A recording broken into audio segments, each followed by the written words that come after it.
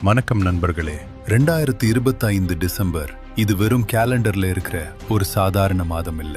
மத்திய கிழக்கு நாடுகள் மட்டும் இல்லாம ஒட்டுமொத்த உலகமே மூச்சை பிடிச்சுக்கிட்டு எதிர்நோக்குற ஒரு ஆபத்தான காலக்கெடு. டிசம்பர் டேஞ்சர் அப்படின்னு சர்வதேச பாதுகாப்பு வல்லுநர்கள் இதை குறிப்பிடுறாங்க. ஏன் தெரியுமா? ஏற்கனவே ஜூன் மாசம் நடந்த 12 நாள் போர் அந்த பிராந்தியத்தையே சிதறடிச்சிடுச்சு.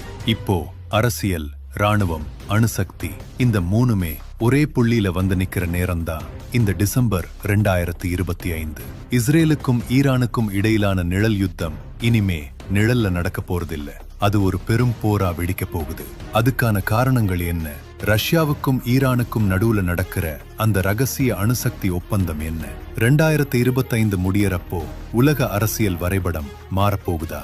இதையெல்லாம் தான் இன்னைக்கு நாம ஆழமா பார்க்க போறோம். இந்த பதற்றத்துக்கான விதையை தேடி நாம கொஞ்சம் பின்னோக்கி போகணும். சரியா சொல்லணும்னா ஜூன் 2025 இஸ்ரேலுக்கும் ஈரானுக்கும் வரலாற்றிலேயே முதல் முறையா நேரடி மோதல் வெடிச்சது அப்போதான்.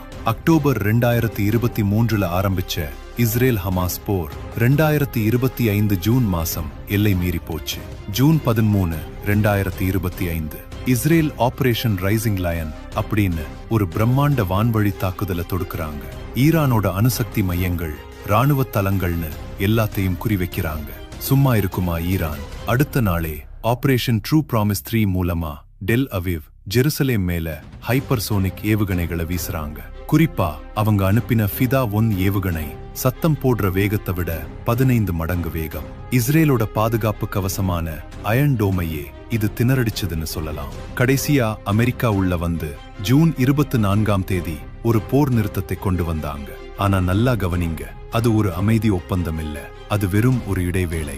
நீ 12 மணி நேரம் அடிக்காத, நானும் அடிக்கலங்கிற ஒரு பலவீனமான ஒப்பந்தம். இஸ்ரேல் நினைக்குது ஈரானோட அணுசக்தி திட்டத்தை தள்ளி போட்டுட்டோம்னு. ஈரான் நினைக்குது இஸ்ரேலோட பாதுகாப்பை உடைச்சிட்டோம்னு. ரெண்டு பேருமே தங்களை வெற்றியாளர்கள்னு சொல்லிக்கிட்டாலும் அங்க யாருமே ஜெயிக்கல.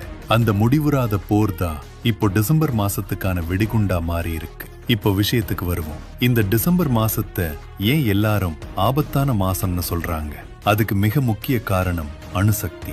ஜூன் மாசம் இஸ்ரேல் தாக்குதல் நடத்தி இருந்தாலும் ஈரானோட அறிவுசார் அடித்தளத்தை அழிக்க முடியல. நவம்பர் 2025 கிடைச்ச ஒரு பகீர் உளவு தகவல் என்ன சொல்லுதுன்னா, ஈரானிய விஞ்ஞானிகள் ரகசியமா ரஷ்யாவோட செயின்ட் பீட்டர்ஸ்பர்க் நகருக்கு பயணம் செஞ்சிருக்காங்க.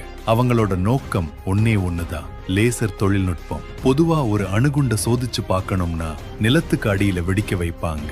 அது நில அதிர்வை உண்டாக்கும் செயற்கைக்கோள்ல தெரிஞ்சிடும்.